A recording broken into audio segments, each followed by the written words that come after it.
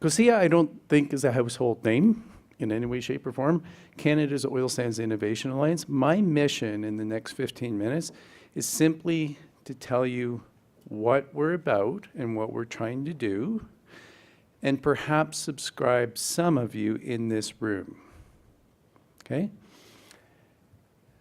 Who we are, COSIA doesn't exist without the shareholders.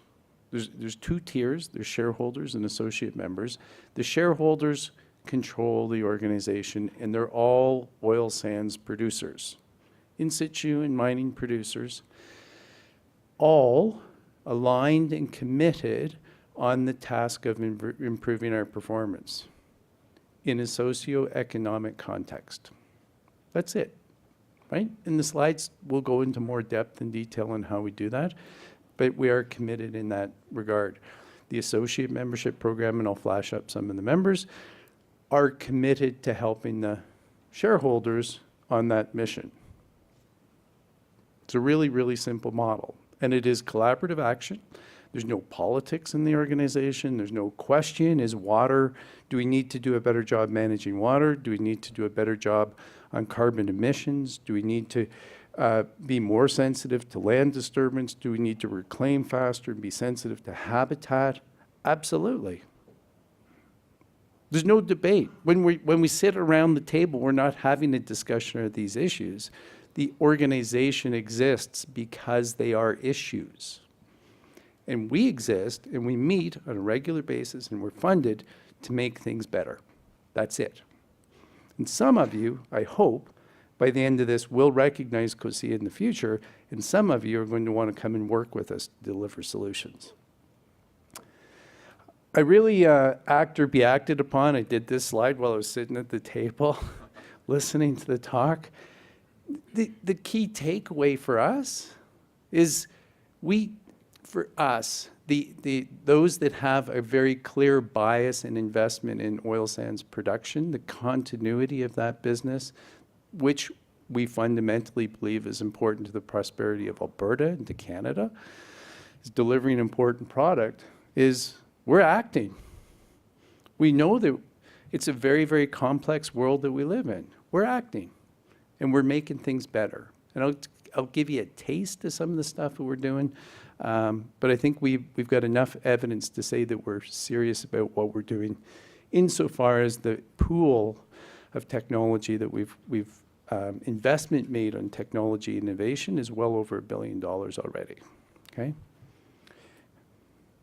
So that notion of actions speak louder than words is certainly the way that we seek to engage when we're around the table talking to each other. This framework, I won't spend much time on it. It is a top-down approach, and what the key takeaway on this is every one of those shareholder companies, the members, the core members, the CEOs of those companies have signed in ink a charter that commits us to our action, to our improvement. And those CEOs, at least on a quarterly basis, are checking in with their executive teams. They're checking in on progress, and they're pushing us to get better and better. They're restless for progress.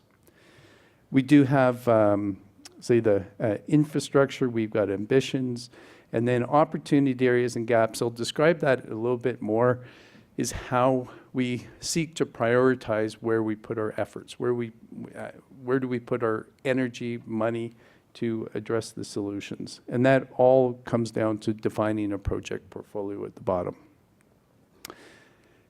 COSIA, in its current form, has four very distinct innovation pillars represented here. But we've got greenhouse gases, we've got land, we've got water, and we've got tailings as a special subset, which quite frankly has a little bit of all of those three in there. The aspirations are as stated: produce oil with lower greenhouse gas emissions than other sources of oil. And that statement challenges some other speakers this morning as to whether or not that's a reality. The technologies are there definitely for us to be much, much more competitive on our greenhouse gas emissions. Finding the blend between the business realities, right? Cost competitiveness and putting those technologies into play is what we're wrestling with. World leaders in land management, restoring the land and preserving biodiversity of plants and animals, I would think would resonate to 99% of the folks in this room.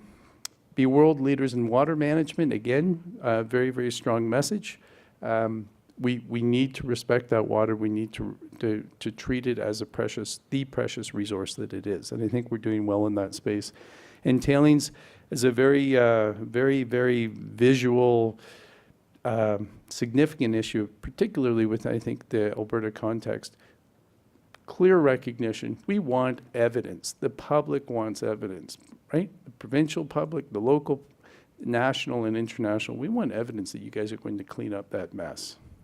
And anyone that's close to it and following the story, I think will see that we're putting numbers on the board to demonstrate that, okay? But you have to have an open mind in that space. At the disrespect, perhaps, of the associate members, the only thing I'm going to say on it is these folks apply to be members because they want to help us deliver solutions. And we appreciate that.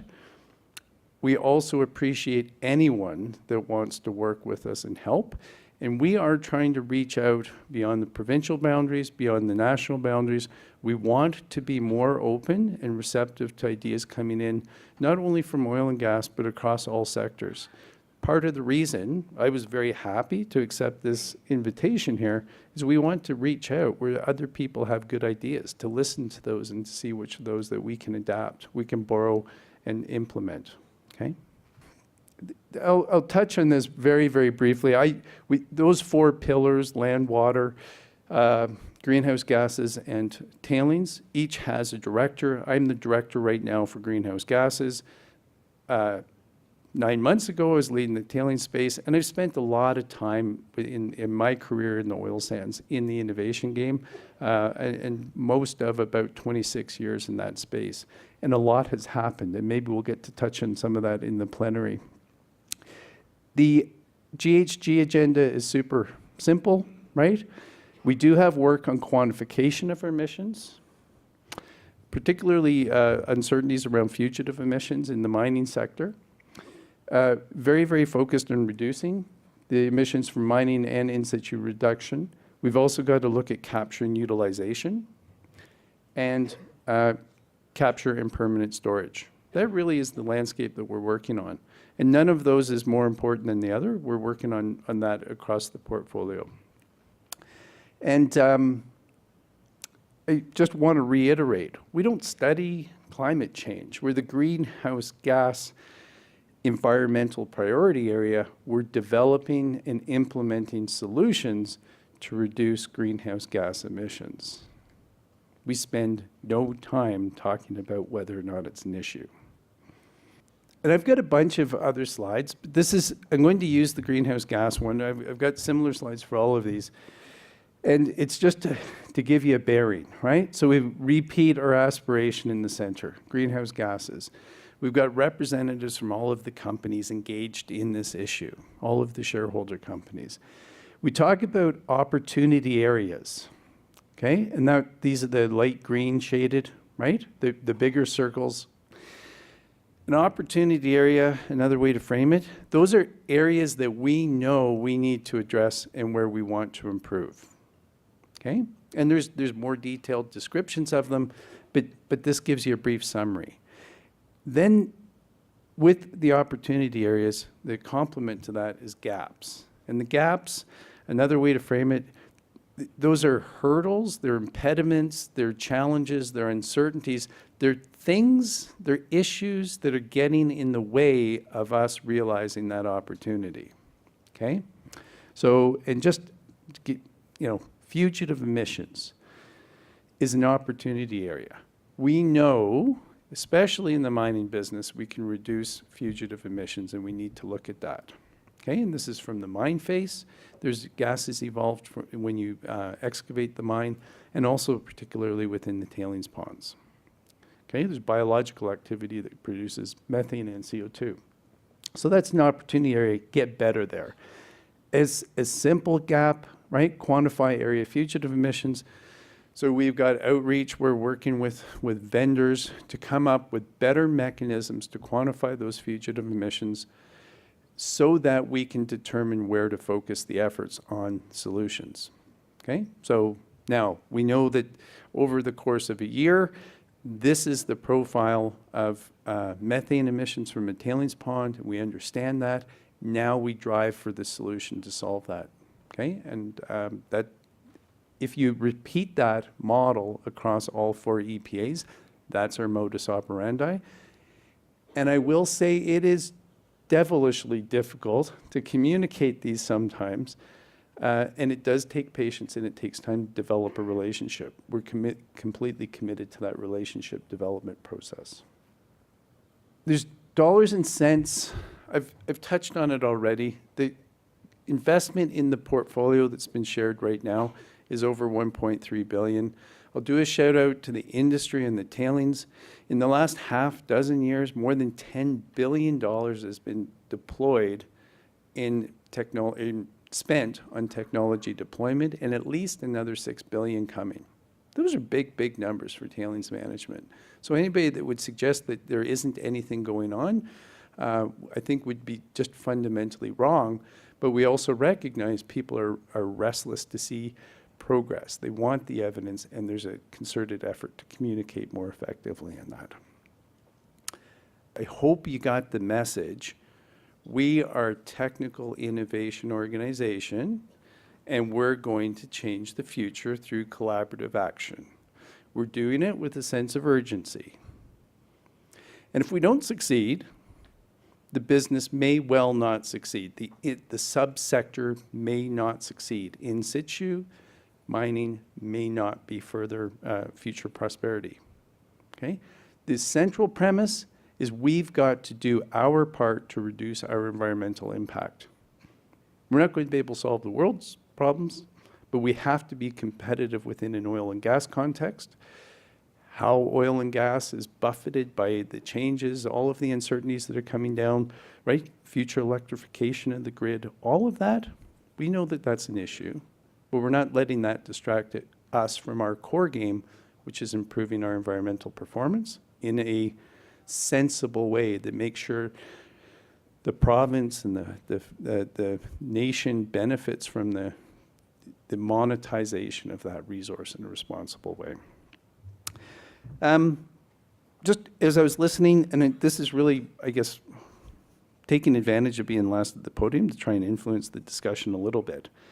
3 thoughts while I was listening to the other talks, and complete respect to all of the perspectives there. One red thread, the future is full of uncertainty. Nobody knows what it's going to be like in 10 years or 15 years. We don't know what the climate's going to be like in 15 years. We don't know what the business environment is going to be like. We don't know what international politics are going to look like. But every one of us is probably worried for ourselves, for our families, for the next generations that are coming. So we got to figure out, and we've got to do our best to resolve those dilemmas. And I really hope that the panel discussion generates questions about what can I do to be part of the solution as an agrologist? How can I get engaged and find solutions? And that one other piece, right? And I take a little bit umbrage at it. This should not be a finger-pointing exercise. And here's my final little story. Anyone that's been here in the summer, I've been here a few times. I love this facility. And the MacLab Theater, or the MacLab Bistro, just downstairs. If you haven't been there in the summer, on a nice summer day when the sun's coming down, the view of the mountains is fabulous. When I come out here, I get in the car, right, our internal combustion car, and drive out here, right, and then order my beer. And my favorite beer comes from Quebec, and it comes in bottles, and it comes here in a truck, right? And I sit in that patio by the gas heater, because there's a little chill sometimes in the summer, and it's outside. I love it. I enjoy it. But all 3 of those are luxuries that are having an effect on the climate, right? There's selfish luxuries at the end of the day. And I'm not sure I'd give up on them. And I'm not sure many people in here would give up on them. Yeah, but that discussion. The question, my point is, we've got to look inward and where are we going to make personal decisions that contribute and the power of integration change the future, right? In a way that makes sense and we are willing to commit to as taxpayers and as voters, right? So I'll sign off at that.